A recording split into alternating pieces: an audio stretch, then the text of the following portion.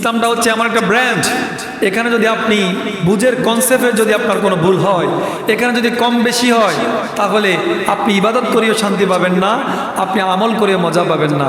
প্রিয় ভাইরা আমার, আমাদের এই ঢাকা চট্টগ্রাম হাইওয়ে রোডের ভিতরে সবচাইতে গুরুত্বপূর্ণ যে বাসগুলো রয়েছে তার ভিতরে একটা নাম হচ্ছে স্টার লাইন। কি বলেন? স্টার লাইন ব্রেক করলেও 10 হাত দূরে যায় ব্রেক হয় না? এমন স্টার লাইনের গাড়ির সাথে বাড়ি লেগে এই দেশে বহু মানুষ মারা গিয়েছে। স্টার লাইনের বাসের বাম্পারের সাথে বাড়ি লেগে অন্য অন্য বাস উড়ে গেছে, এমন অনেক রিপোর্ট আমরা দেখেছি। এখন ঢাকা চট্টগ্রামের সবচাইতে আমাদের বিএপি বাসের ভিতরে একটা হচ্ছে আমাদের স্টার লাইন, বিশেষ করে যেটা আমাদের 14 গ্রাম থেকে আমরা যারা উঠি। এখন এই স্টার লাইনের বাসের ভিতরে যখন কোনো প্যাসেঞ্জার উঠে যায়, তখন জানালা দিয়ে যদি কোনো ধরনের যাত্রী যদি একটা হাত বের করে রাখে অথবা মাথা বের করে রাখে, এখন যিনি কন্ট্রাক্টর আছেন, যিনি বাসের ভিতরে কন্ট্রাক্টরি করেন, তিনি কি দায়িত্ব নিয়ে ওই বাসের প্যাসেঞ্জারকে এই কথা বলেন না যে ভাই মাথাটা ভিতরে ঢুকাই ফেলেন, না হলে বাড়ি লাগতে পারে, আপনি হয়তো অ্যাক্সিডেন্ট হতে পারেন, এমনটা বলে না? কথা কন না, বলে না? সে কথাটা কেন বলে? সে কথা এই জন্যই বলে কারণ এই বাসের ভিতরে সে চাকরি করে। এই বাসের 40 থেকে 42টা সিট তার আন্ডারে চলে। সে প্রত্যেকটা ব্যক্তির কোনো খোঁজ খবর নেওয়া তার অধিকার, তার দায়িত্ব।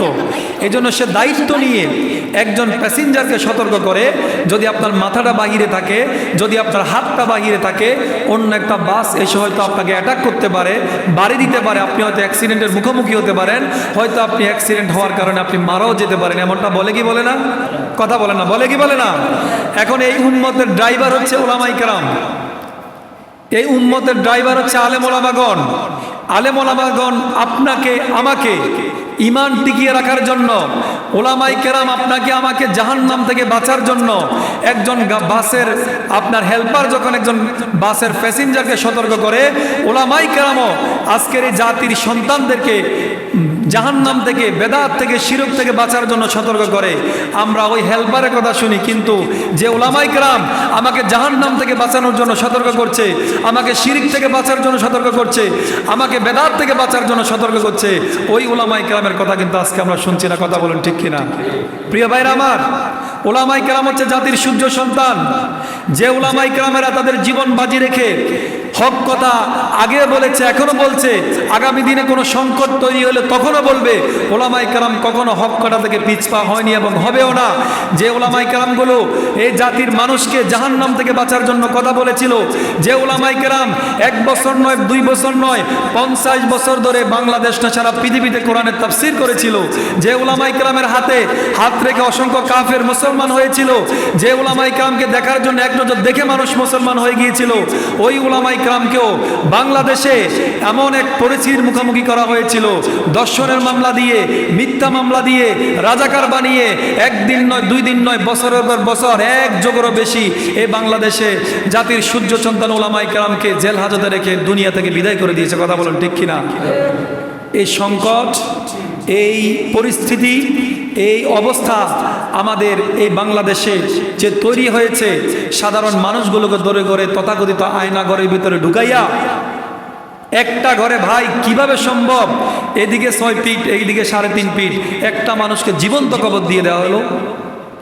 আয়নাঘরের যে বিভৎস অবস্থা, যে অবস্থা যখন বের হয়ে আজমি ভাই যখন বর্ণনা করছেন, আমাদের মীর আশেম আলী ভাই ছেলে যখন বর্ণনা করছেন, আরমান ভাই, আপনি একজন সাধারণ মানুষ, আপনি অশ্রুসিক্ত হয়ে যাবেন, আপনি বিষয়টা নিতেই পারবেন না। একটা মানুষকে কিভাবে এক জায়গায় একই অবস্থানে আপনার রাত না দিন বোঝা যায় না, খাবার দেয় মোমবাতি জ্বালিয়ে। এটা কি দিনের খাবার না রাতের খাবার? বাহিরে আজান হচ্ছে, আজান কোন ওয়াক্তের নামাজের আজান সেটা যেন না আন্দাজ করতে পারে, সেজন্য আপনার জোরে জোরে গান লাগিয়ে দেওয়া হতো। আপনারা তাদেরকে 8 বছর 10 বছর করে এই যে আয়নাঘর নামে তথাকথিত পৈশাচিকতার ভিতরে রেখে যে জালিম, যে অত্যাচার করেছিল, আল্লাহর গজব, আল্লাহর এই মাজলুমের দোয়াকে আল্লাহ কবুল করে নাই? আরে কথা বলেন না? এই মাজলুমের দোয়া কি আল্লাহ কবুল করে নাই?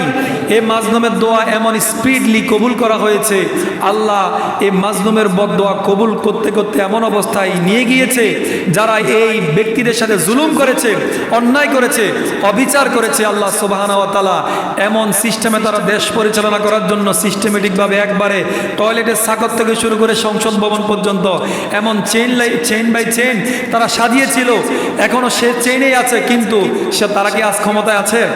কথা কন না, তারা ক্ষমতায় আছে?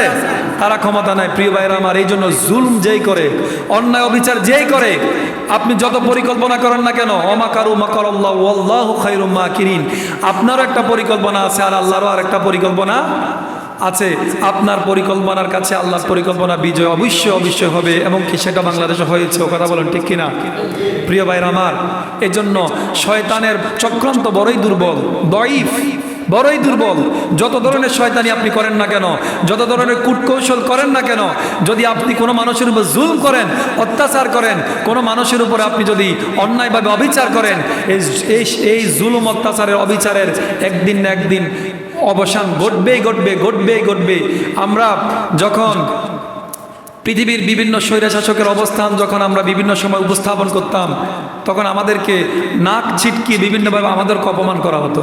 কিন্তু আজকে যারা ওই সময়ের কথাগুলো বিশ্বাস করতো না, তারা তো আজকে নিজ চোখেই দেখলো জালিমের জুলুম চিরস্থায়ী হয় না। আর জুলমু জুলমা ইয়াউমাল কিয়ামা, আজকে তুমি জুলুম করেছো, তুমি পালাইয়া গেছো, পালাই কই যাবা? কবরে যাবা, সেখানে তো তোমার জুলুমের রিওয়ার্ড তোমার জন্য রেডি আছে। দুনিয়া যে কদিন আছে ওই দিন তো বাঁচতে পারবা। আপনি আশ্চর্য হয়ে যাবেন।